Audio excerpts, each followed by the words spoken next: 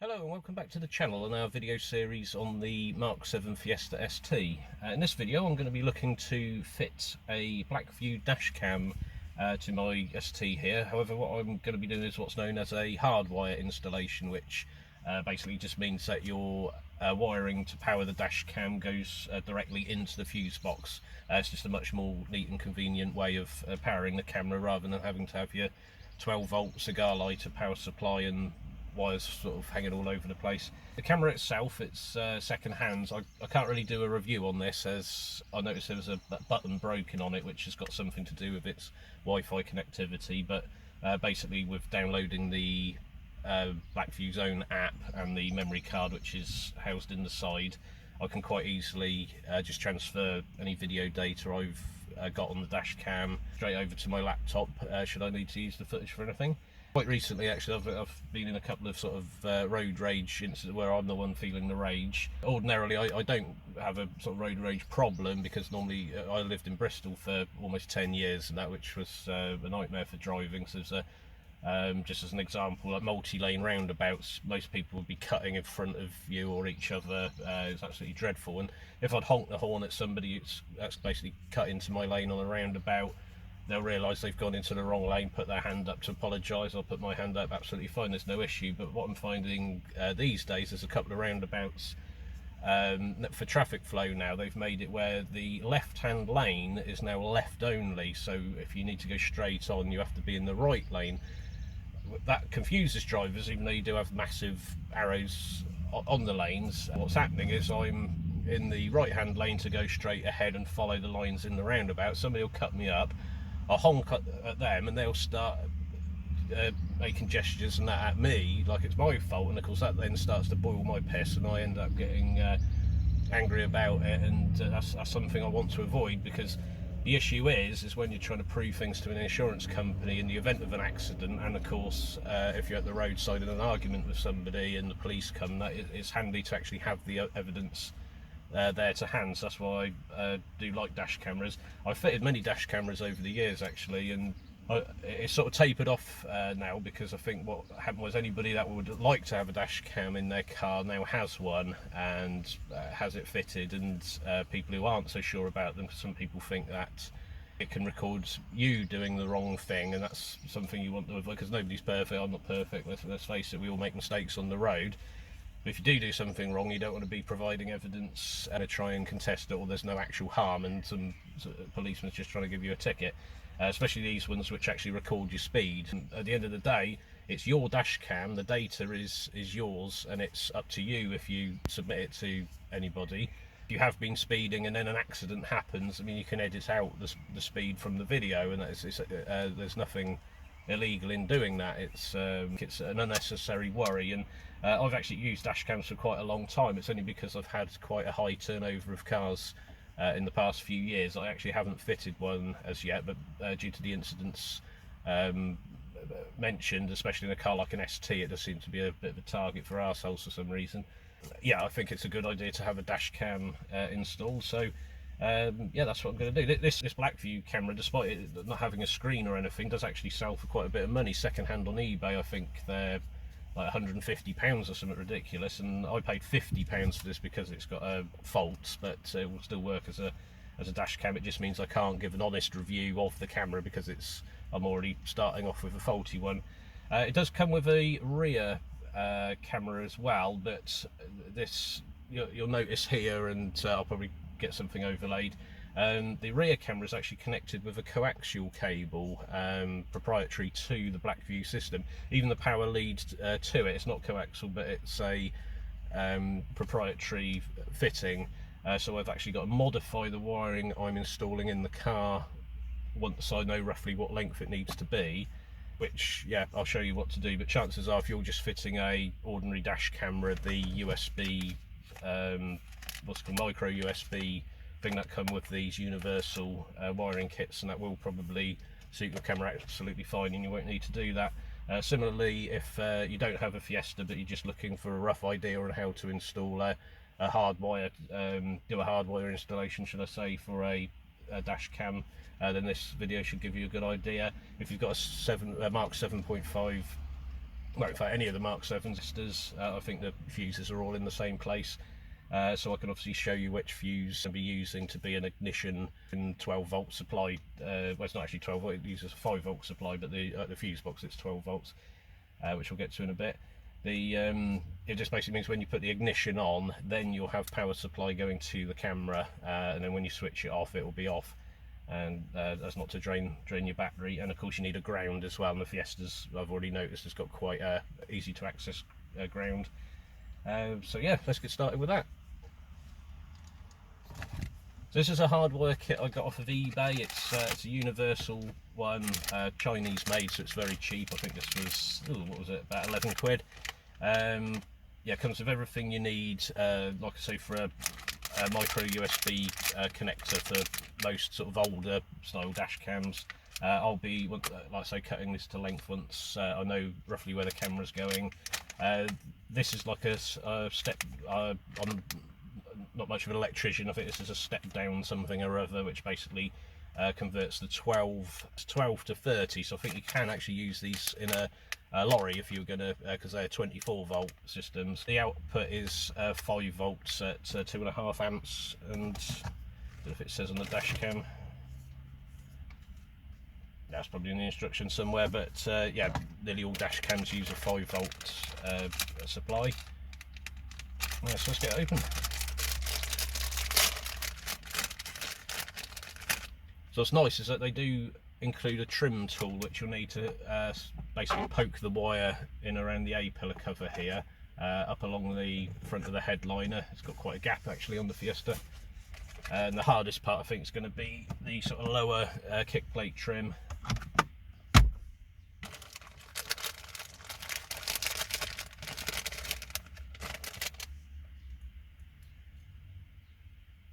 Now these are what you use to connect the Fusebox to the main power supply. You can see this is basically a replacement for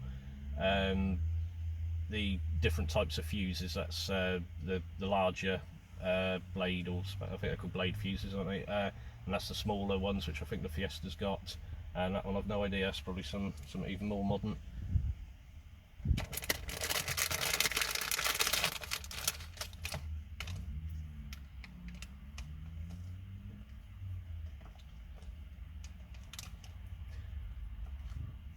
And when you have found which one you need to, it won't be for this one on the Fiesta, but you connect it here, so it's got a nice easy click connect and a bit of heat shrink, and that you can don't need to have like a soldering iron or anything to do this. This one's the ground, so any nut or bolt that you find which can earth the system to the car's body, you just tuck that in behind it like a washer, tighten it down, and you're good to go.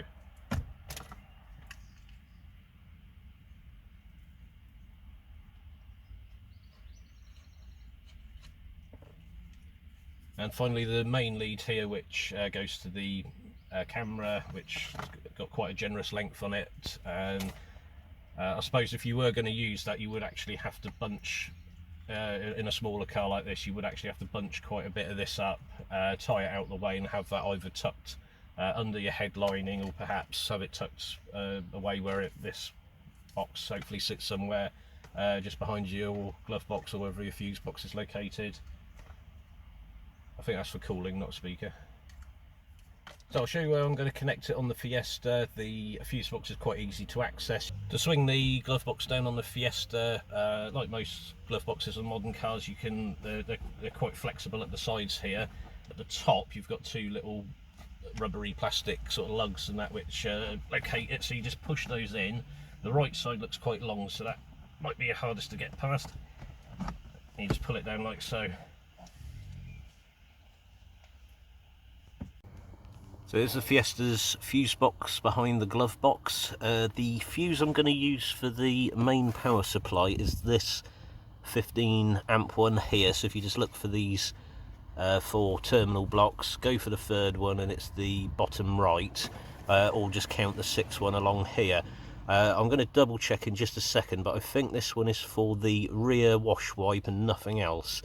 So because it's 15 amp, well, I'm not a vehicle electrician of any kind actually, so seek sort of further advice if it's a concern for you, but as far as I know, then to my best knowledge, 15 amp is the total load on this. So even though the dash cam doesn't pull more than 2.5 amps, if you've got the rear wash wipe as well, depending on the output, you have to watch out for the total power draw doesn't exceed what the fuse is rated for. Otherwise it makes the fuse blow. That's sort of what it's designed for. If the circuit's overloaded, can cause potential fires and stuff like that. So it's just the one item on here, it's hardly ever used. And also on this car, I think like most, the rear wiper, sorry, won't work unless the ignition's on. So obviously this is an ignition 12 volt feed, so that's why I'm going to be using this one.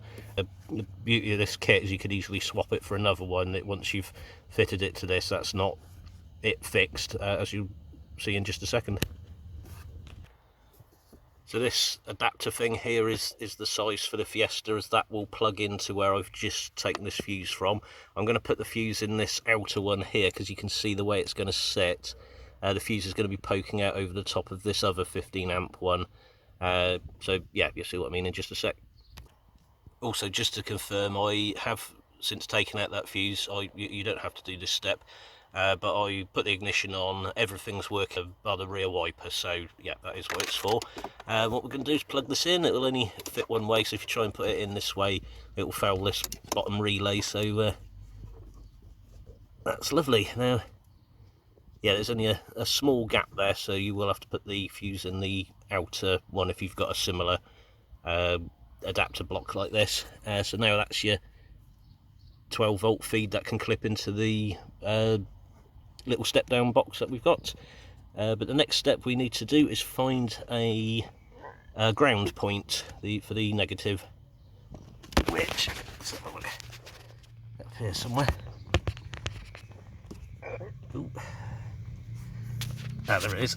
Yeah, we can use this because it's an obvious ground point, goes into the body of the car. So I'm just going to get a 10mm socket, take that off, and then that's what we're going to put the little washer like thing, so we've got our ground.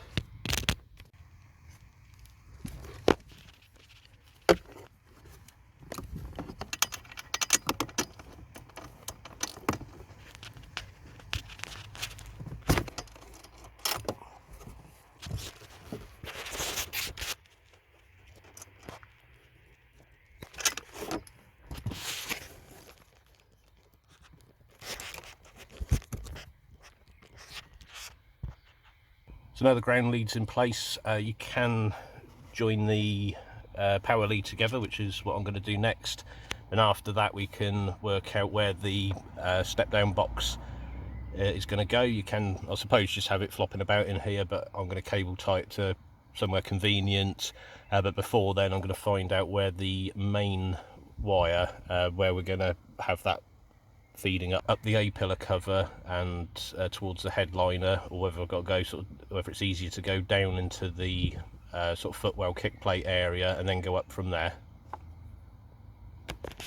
They do seem to fit together quite nicely, the insulation. That I'm not sure if it's designed to put a bit of heat on to shrink it down in place, but I'm going to leave it like that because it's not going to be going anywhere. So I think our best bet with the wiring is, I first thought of having it going down and pulling it through here to tuck it up under this bit, but another route I thought of, but it's a bit hard to get because you can't get your hands under because of the ducting for the air conditioning, well, the ventilation system. But I was going to try and have it coming out the front here, so that way there's hardly any you'd hardly have to do any sort of trim tool work and that, and have it coming up here. But yeah, I think the best bit is actually going to be in the middle, because behind this bit, if I don't know if I can show you on camera, but you can just see that's where my finger is, so I can get the wiring there quite easily, have it tucked under here all the way up, and then hopefully hopefully it will come across here. There's bound to be some plastic push whatever they're called, plastic push rivets or whatever they are, to hold this bit of trim on, but hopefully there'll just be enough space to tuck the wire out of here under the headliner, and then we're good to go.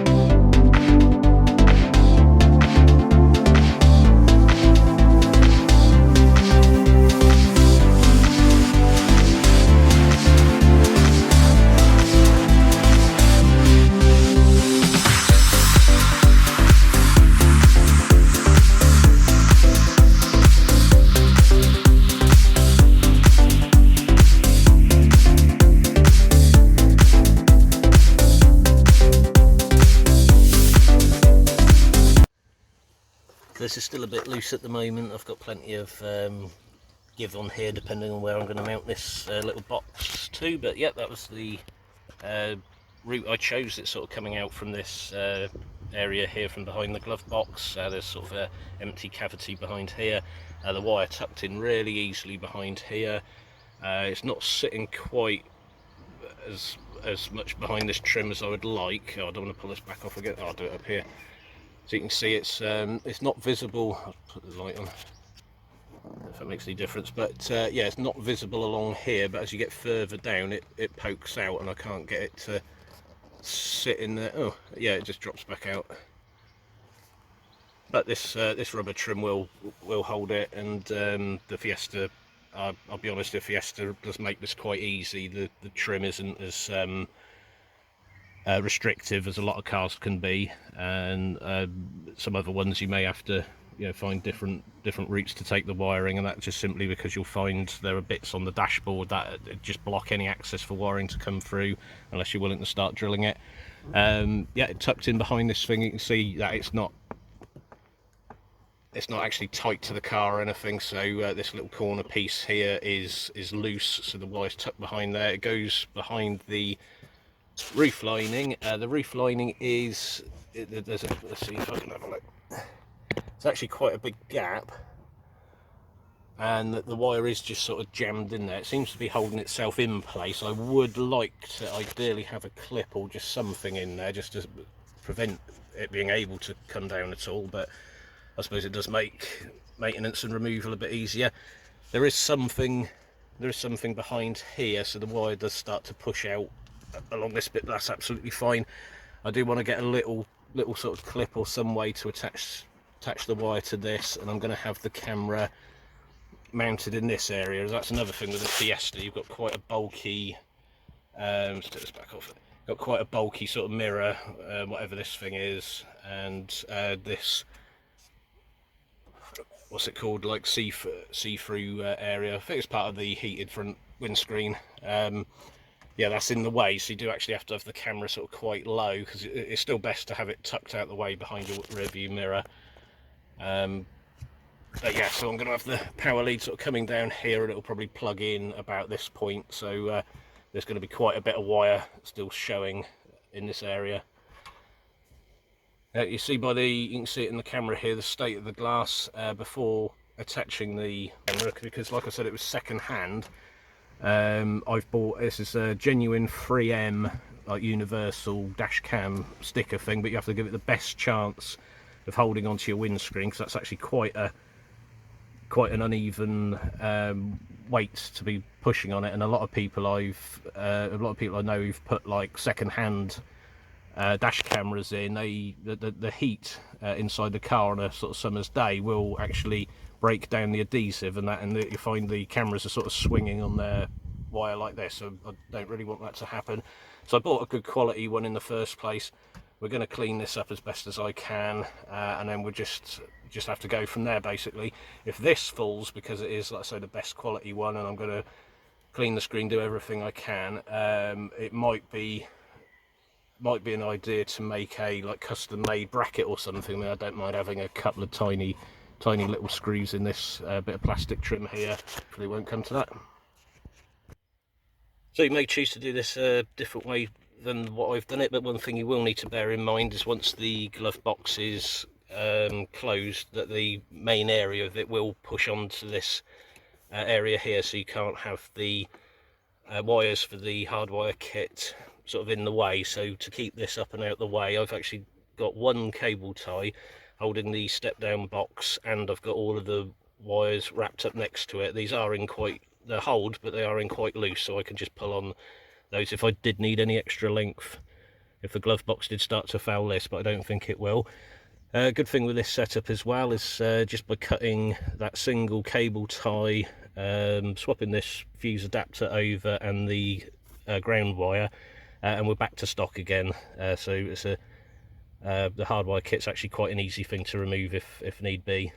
But so yeah, cleaning the windscreen here to stick the dash cam unit on itself, I accidentally knocked the surround here, which goes around the rear view mirror.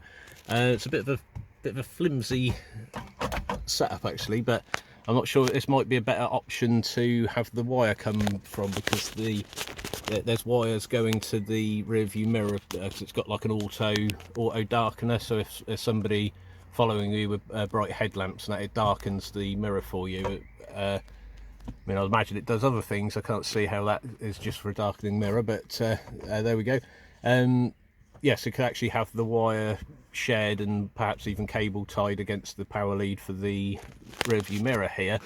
Where it comes out, however, I mean, there's a little gap in here, but I think that's supposed to obviously clip into this bit of trim, and I'm having a bit of trouble trying to take that off. It certainly moves about, but obviously I don't want to break anything, just make the situation worse. But it's a possibility I could even drill a tiny little hole in here just to have the wire being able to come out like this. But I don't know, it's an option, and of course specific to the Fiesta.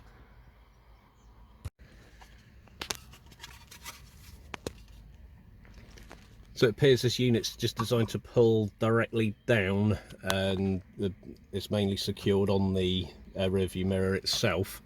It's good because I can have a bit of a clean up under here. I may even just drill a little bit of a groove in there to have the wire come out of, and so I can still have more of the wiring hidden, and then I haven't got to buy any sort of securing clips or anything to have the wire going on the outside. This is a little strange. It's the as you can see, it's got like where's the light again? Yeah, it's got little securing lugs here, but there's actually nowhere, because you see that bit on there. Well, that's far more narrow than this is. So this is probably a shared part with other cars, and that's, so maybe if you've got a Focus or a Mondeo with the same darkening mirror option, this is the same part for it. But it looks like that. It always did seem a bit flimsy, but it looks like it's actually only attached, because this is completely loose now. So it looks like it only attaches here onto the main body. So yeah, so instead of sawing it, I used a little round file. Just did a much neater job of getting this. So this will sit like that, so the wire will fit through there nicely. The wire itself, again, this is probably something you won't need to do unless you're using a weird dash cam like I am, but I've cut off the USB or micro USB, whatever it's called, end. Pretty hard doing it on such a small wire here, but I've taken off the insulation on this side, and then the proprietary power leads. You can see I've got a black piece of heat shrink on there, and then the positive negatives wires which I'm going to attach here, I've got heat shrink to that as well, so I don't need to solder it. I'm just going to twist those wires together, move the heat shrink them down, then I've got the larger one I can put over the top, and then that way I should have a nicely spliced cable for the dash cam. Another advantage with having it going through here is that I can actually use a lot of this empty space, because it's not taken up by much down here. I could actually use that now for my adapted wiring, because I was originally going to have this shoved back up in the headliner. So yeah, that's hopefully something I'm not going to need to do now. So it was highly not recommended. The wires are just too small to twist together. My fingers are just far too big, and yeah, they just wouldn't twist, so I've sort of had to fold it together in a certain way and slide the shrink over the top. I did actually plug the camera in to test it. It does have power. I don't know how good the connection's going to be, but time will tell on that one. It's not ideal. I'll try and fit this thing back on now. Have the wiring poking through. This might even act as a stop to stop it coming through this hole here if it's ever pulled on, or the camera falls out of place, and that it's not going to actually yank the whole wire out. So it's all clipped back on. It doesn't sort of fit very well. It has got a gap at the end here, but the only way you can secure it is onto the mirror itself, and this is all joining flush. There's no clips at the top, there's none at the bottom. It's just done from the middle. And I remember looking at this before, and with the scope of putting a bracket on it in case the sticker doesn't work, and it already seemed quite loose and flimsy anyway. But I mean, it might intentionally have this gap on it to stop it, so obviously when the car's driving along, the vibration isn't going to rattle against the windscreen or perhaps even the mirror itself. So yeah, it might not be a bad thing that it's like that, but yeah, I think that's how it fits. And you can see how neat this wire is now, because if the camera was out for whatever reason, you could even push it out the way. But what I did in there is with the existing wiring, I just basically get this looped like half around, comes out here. So I'm just going to clean this up again. That most of this is on the most of the dirt's on the outside, despite the fact that I only washed the car yesterday. Yeah, where I fingerprinted it, I'm just going to make sure that's spotless. Give the adhesive the best chance of sticking in here. That's the mounting bracket in place. I've sort of pushed it and held it on for about a minute. It is probably slightly closer than is convenient, but I didn't want this sticking out too far because I did want it tucked up behind the mirror here. But you can see the power lead anyway, that's got a good inch of movement even without moving it from inside here. The button to release it and adjust it backwards and forwards is at the front here, so that's not hard to access at all.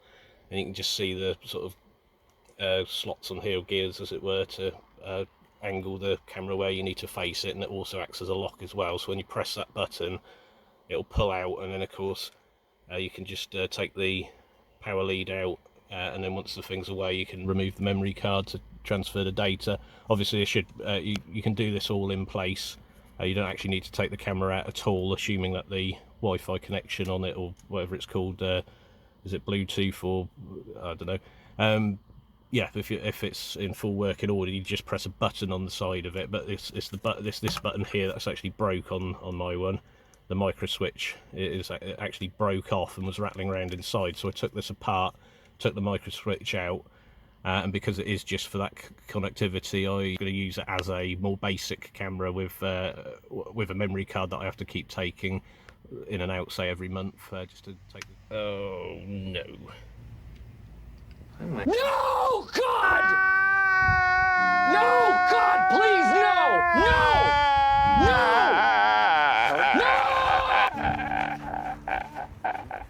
So when I was saying that dash cameras are 5 volts, which basically every dash camera I've ever used or ever fitted, ones that I've owned or other people have owned, they've always been 5 volts. But it should have been a bit of a clue, the fact that this has got a different different power supply. So it's not using the micro USB, because micro USB was probably indicative of it being a 5 volt power supply. But it's not a total disaster. It just means I have to take out the step down box thing from here, so it would have been a lot easier this job for me had I had actually noticed that first.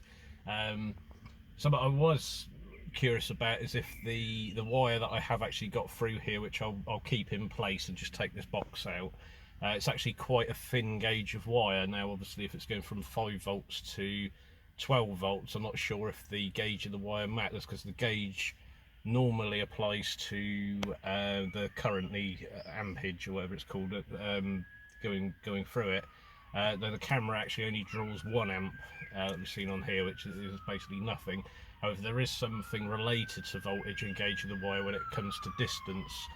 If basically the longer the cable length is, I think you need to have a thicker gauge. But it's not like it's going to cause a fire if it's too long. It just means you lose the voltage, I think, over the distance. It's a direct current, that's why we have alternating current for power lines and such. But anyway, yeah, back to the drawing board. Right, so what I've done here is taken out the step down box. It's got a bit greasy for some reason. So now it's directly wired into the fuse box. There's the join where the box was in between here, so all I've done is just connect the 2 red and 2 black wires together, and at the top here they're just cable tied to keep it neat and out of the way. So this is actually a much more simpler feed than it was before. Something I should really have here is a fuse in the power line, something like a 3 amp fuse, because it's only a 1 amp draw, and the only fuse in here at the moment is effectively unfused, because 15 amps, obviously it's 15 times its current draw, so if there are any problems, obviously it's not going to blow. Yeah, so this is a power supply, universal power supply for a dash cam. As you can see, it's got a 12 to 24 volt input, so compatible with cars and lorries, and the output is 5 volts at 3 amps, which is what most dash cameras seem to use. And you can see the gauge of the wire there. Whereas if you compare that to, so this is a power supply for the Blackvue dash camera that I've got, one that I've cut off out of another car, and that's the gauge of wire there, so it's still quite a thin. I'm not sure if there's slightly more wires in there and it's just a thinner insulation, but where's the other end? Just for comparison, I mean there's not a lot in it, but yeah, I can certainly keep it. Blackvue for your safe driving. Starting normal recording.